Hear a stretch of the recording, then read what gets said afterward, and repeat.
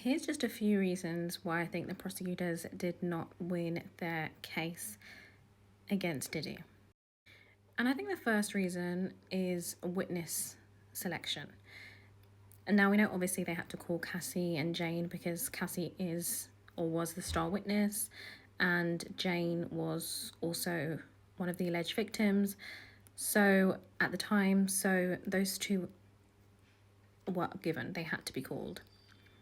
The one name that permeated the whole trial and was never called to testify as a witness, and so many people are wondering why she was never called, was Christina Karam. Diddy's right brain, Diddy's former chief of staff, Diddy's everything in a business sense.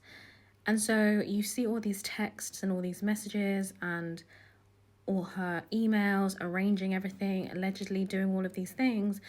And I think it would have been more persuasive if they had subpoenaed her, for example, if she didn't want to testify, serve her with a subpoena to see exactly the influence her testimony would have on the jurors to help them with that RICO element.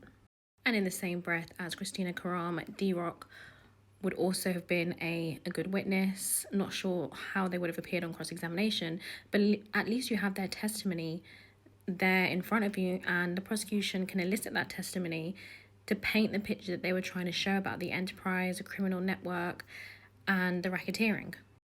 And with the topic of witnesses, we did have the issue of Jane. Now, even though Jane was one of the alleged victims during the time, she still said that she loved Diddy, and she still showed that Diddy was still influential. He was paying for her rent. He even paid her lawyer's fees, even with Cassie. The defense put in text messages where she was arranging freak-offs. Now, I'm no way discounting the abuse that she suffered at the hands of Diddy. We've all seen that. However, the question here was whether both Jane and Cassie were willing participants, and even if there was a sprinkle of doubt, just a sprinkle of doubt, the jurors would not convict. And I think it's a reasonable doubt that enabled them to acquit Diddy on the most serious charges that he was facing.